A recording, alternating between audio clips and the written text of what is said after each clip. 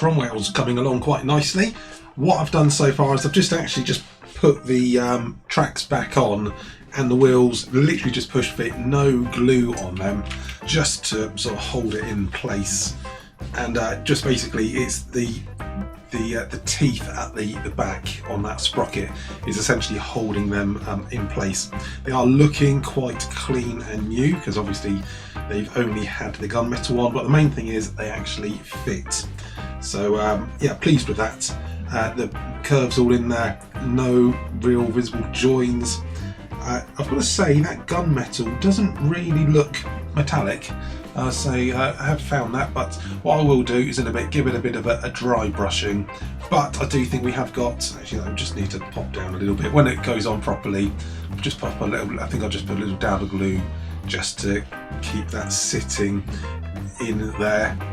But I think overall that is looking fine. Now what the plan is, I was thinking about this, we've got on the instructions you're going to be having basically the snow camo, which is applied with a whitewash, and I've looked at pictures and on the instructions here it looks like it's just a little bit pretty much airbrushed round the sprayed on the turret, nowhere else. However, looking at reference pictures, some of these literally were completely covered in whitewash, including the wheels and even the tracks and everything. I think what basically happened is the crew were just given buckets of whitewash and brushes, and were just in the field, you know, told to brush it on, and some just went, you know, completely over whereabouts they were. So going to try and do some of that, but what I will need to do is get the decals on first. So the plan is decals on, give it some light weathering, so it kind of looks like it's pretty much done. Then put on the camo, the white camo, the snow camo on top of the decals and that weathering, and then blend that in and then wear that off a bit. So that's the plan with that one. So it's a bit of a multi-stage process. Because I've been using the MRP paint, which is enamel, so it's not enamel, it's a lacquer based one. It's quite a hard paint, so I'm not going to bother putting a clear coat on for now. So decals, yeah, it has actually got quite a nice smooth finish to it. Not absolutely, not really shiny, but we haven't got a whole load of decals to go on. They're quite small, and actually these are quite thin. Might be easier just to take the turret off as well, actually, because most of the decals go on the turret and there's a few on the front and back. Not too many decals on here.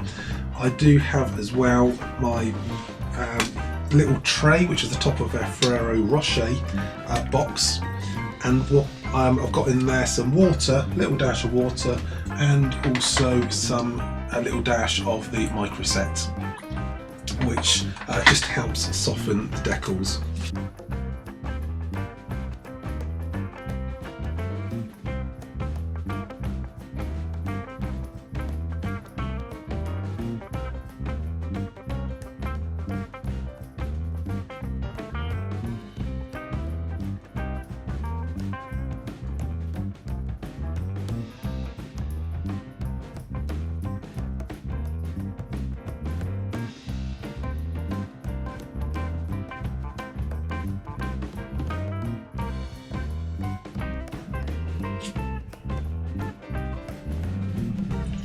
Okay, one thing I've just noticed is putting that decal on, there's a strip of white on the top which isn't meant to be there, which means that things haven't been quite in alignment, obviously, when they were making it. So I'm just going to see if I can, and it's on both of those decals. Let's see if I can just trim that little bit of white off the top. Should have noticed that before I did it.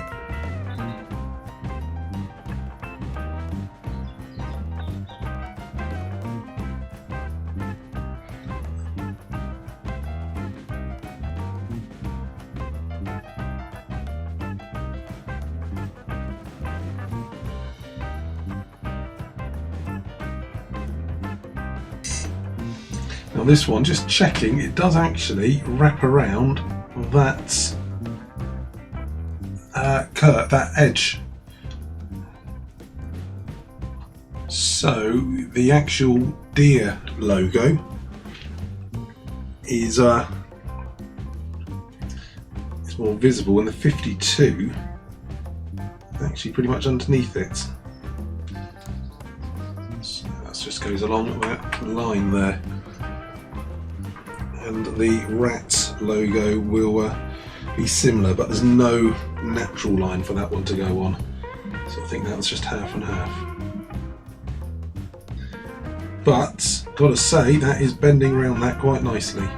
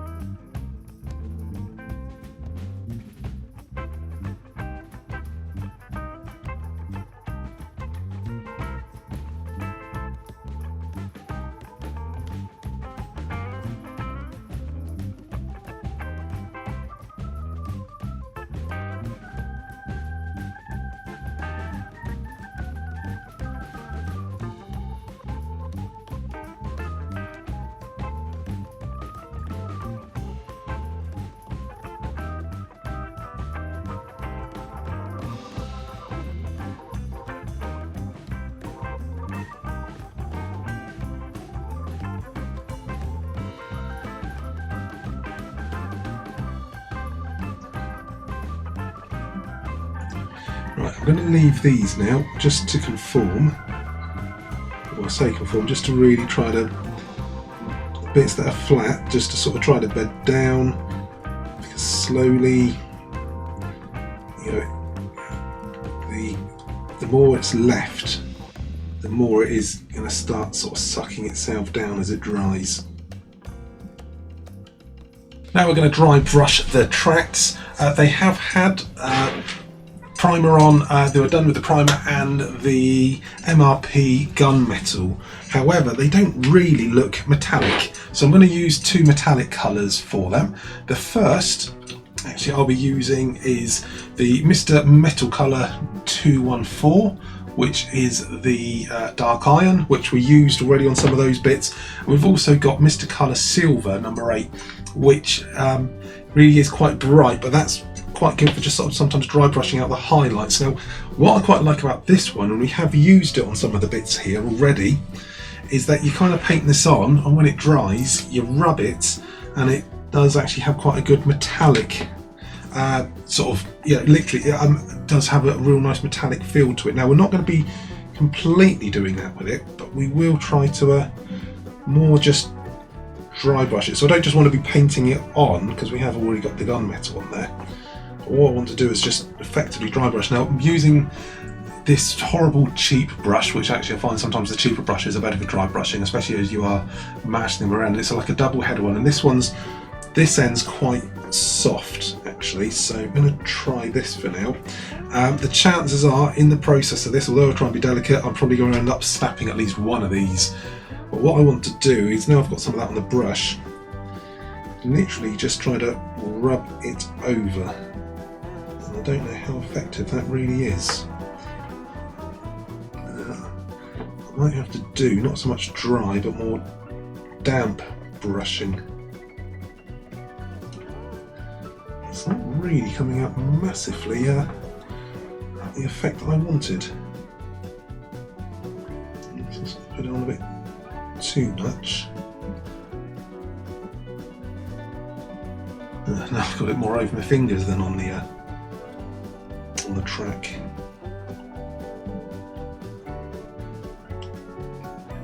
Although, right, let's just take that off.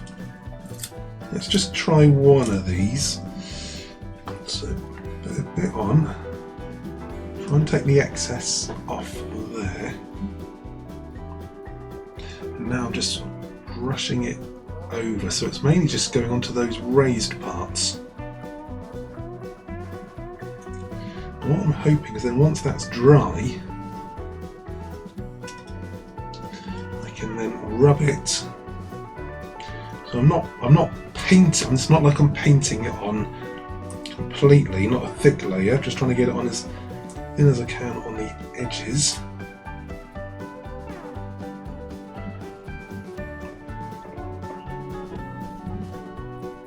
I'm hoping this will just add a more of a heavy. What it is, I think, the track with that gunmetal, they don't look metallic. It doesn't look heavy. It doesn't look like metal. Is essentially what I'm saying. It is definitely more of a grey than a. I know it's technically gunmetal grey, but it doesn't really seem to have much of a metallic feel to it.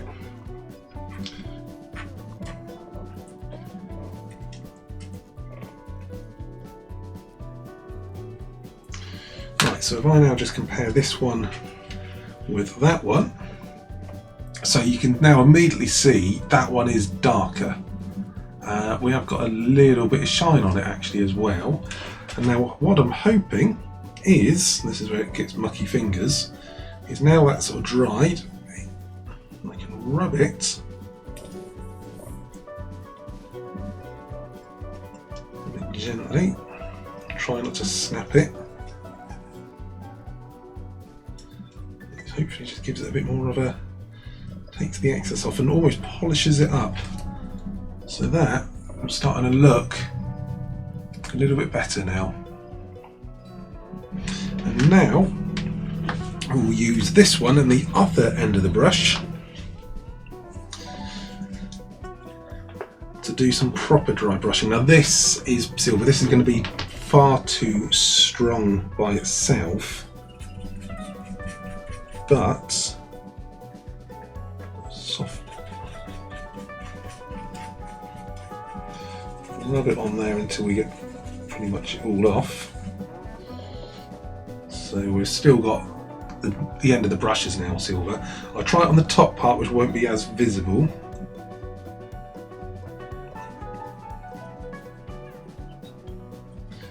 Literally just rubbing it over these tracks. And the chances are the camera's not really going to be able to pick that up. In fact, it's hardly even visible to the eye, but it should just be giving the raised highlights. It's also kind of just polishing up that what we've just put on as well.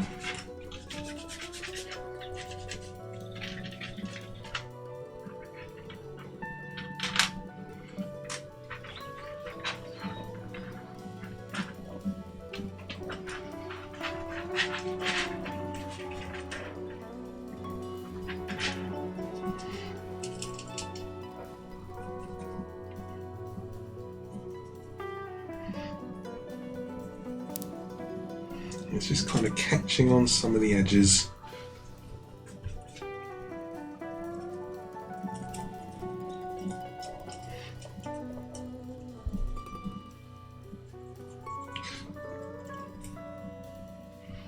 Some of those links, and now we're just getting it so it's just looking metallic.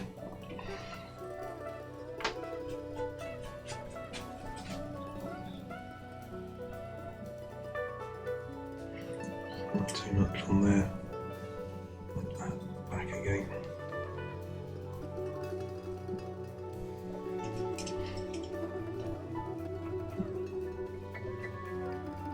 Getting the teeth, just really where the wear and stuff would be, which would just naturally either, you know, take off protective layers, knock it down to the metal, and also at the same time, if it's just generally polishing the metal, it's not going to be getting shiny. You know, if it's just constantly getting worn.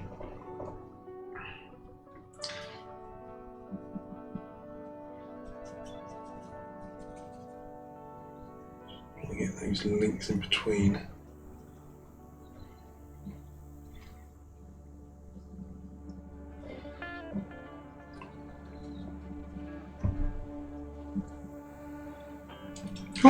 There we go. I knew it was going to happen. I could feel that going. It actually makes it a lot easier, to be honest.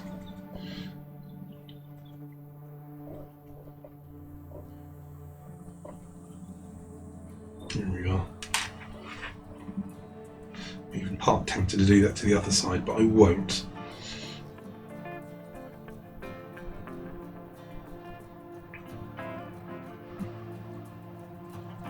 And of course, remember, this will also be getting weathered and knocked back, so if some of this silver is looking a little bit strong for now, it will be getting knocked back again. So let's just take that. That's part of the one that was done and part of the one that wasn't. So not too sure. That's really, camera's not really wanting to focus on that at all, is it now? Let's see if I can cover up the bits behind, force it into focusing. It's not playing ball on that at all now. But hopefully you can still get an idea. Tell you what, I'll take a photo and I can drop the photo in. So there's the before and after. And we'll do the same on this one as well. Try not to snap this one, but as I say, if it does make it a bit easier.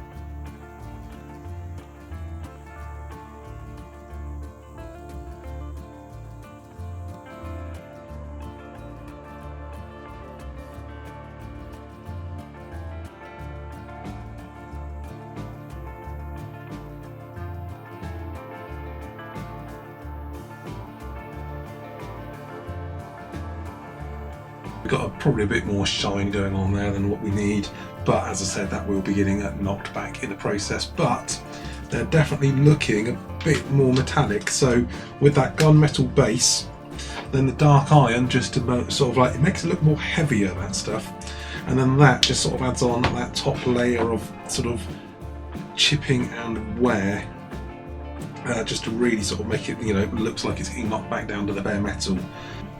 Wheels are on and tracks are on. I've just glued them on, didn't bother filming it. It was literally just a simple bit of actually using some of the Ref A1373 adhesive and just popping a little bit of that on the wheels, popping them on there, and then the tracks, of course, each of those had actually snapped a little bit, but that was fine because I could just loop them round the sprockets there, hold them in place. What I've actually done at the moment is just whilst the glue's drying, and a few little dabs of Tamiya extra thin as well in places, just to sort of lock it in a little bit on the insides. But just a little bit squashed up sponge in places, just to try to push some of the tracks just whilst the glue dries, just to keep them actually in the positions that we want, so they're sort of getting pushed down and against the wheels. There was a few little places where they were just sort of naturally springing up a little. Now what we'll do is I want to just put some panel line wash on here, just to bring out some of the panels. I'm going to put on some of the panel line accent, just the Tamiya one on here. I'm not really looking to do a main weathering, because what I want to do is to put some of this on to put the weathering on there. Then well, actually not the weathering, just to really start bringing out some of the panel lines, a bit of detail. Once this is dry, we'll then put on the whitewash, which would have actually been done in the field, literally with a water-based whitewash emulsion sort of thing. They would have slapped that on. So what I want to do is to have it so it looks like it had actually been in theatre, and then given a good hose pipe off and a scrub off, so you'd still have some of those rusty patches, scratch sort of paintwork on there, hence some of the panel line stuff, just to give it a bit of texture to it, and then put that on there and then weather that down a little bit. So it will be a bit of a multi-stage process, but for now this is literally just going to be a case of putting this on. And what I quite like about this one, I mean, to be honest, you're going to mix this with White Spirit, it's the same as what this is, but you can actually use this a bit as weathering as well, to be honest, where it's a sort of a dark brown. You can smear it on. I must admit, when I was experimenting the other day, there's a few little lines on the rear where I did just check it was going to work, so that just stands out a little bit more. It was enough for me to check the theory worked, but if it went wrong, I could have just washed it off. So the idea with this stuff is you just sort of try to dab it on the corners and along the lines, and let the capillary action actually sort of drag it around. Now we don't want too much. It's got a little brush like you have with the extra thin. It comes in basically Tamiya extra thin pot with a different label on, and really what it is just oil paints. A very, very, mixed with very weak oil paint solution, mixed with a sort of household white spirit by the same thing. It does have this. It does have the smell of white spirit, so it doesn't really smell like that, the artist's non-smell one.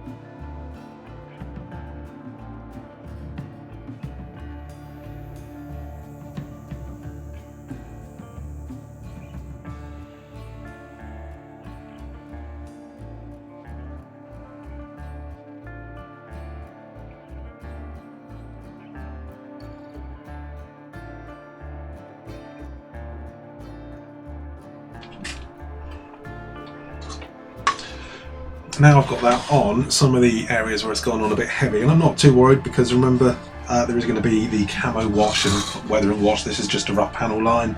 If this was on an aircraft and it was being clean, I would have done it a lot more carefully. However, actually a bit of staining here and there is not actually going to hurt, and actually can be quite beneficial. And I have used this more. I do tend to use this more actually as a weathering wash, not just a panel line wash. Because I do find it is quite a nice sort of griminess to it anyway. So it's just kind of giving me a bit of a head start. And I just forgot to do the bits around here. So in places I am just literally liberally brushing it on. Sometimes the finer panel lines, when I'm just sort of wanting to highlight panel line and then using the capillary action as it should be used, is good. But again, sometimes here I can just literally slap it on, and it's just sort of finding its level. And as I say, if it leaves an oily griminess to it, then to be honest, hey, this is a tank. It's meant to have oil griminess to it. So yeah, if I was doing it as a clean aircraft, that would be different. So here, I don't mind just sort of literally painting over the panel line, knowing over some of these bits where they are going to be getting dirty. Raise so it's not taking it too much. And of course, if I don't actually like it, I just get a brush, put a bit of white spirit on there, and just literally wash it off. But what I'm doing is I'm just rubbing it over on the raised surfaces now, just before it goes completely dry, just to take it off. But it will dry back anyway. And being a grimy sort of colour, it's not going to stand out. And if we get a few little oily patches, that just is in keeping with what we're looking for.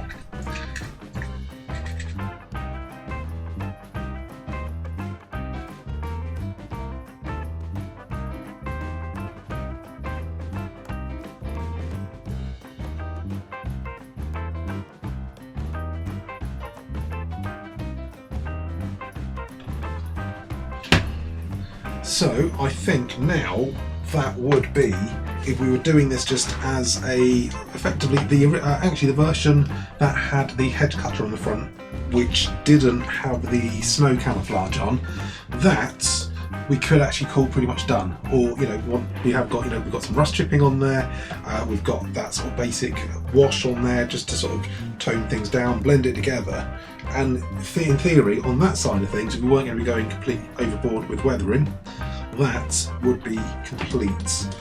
But essentially, from the that point of view, I'm going to call that pretty much done if we were going for that version that had the head cutter on the front. And we're not doing that version, but if you're just going to be doing the plain version, essentially the summer camo, not the winter camo, then that would be pretty much a complete one. But of course we're going to do a little bit more, and then hopefully do a bit more of the bit more weathering on there as well. But just to make it dirty, I think that's pretty much done. So thanks very much for watching. If you haven't already, make sure you hit subscribe, hit like if you do like it, that really is appreciated. Feel free to put some comments in there, let me know what I'm doing wrong, what you would do, because genuinely I'm not an armour person. I'm making this one up as I go along. I'm more of an aircraft builder, so I'm actually quite enjoying this one, and I actually got to start thinking of, once this is done, what the next build will be. So thanks very much, I'm Rob, thanks for watching, see you soon.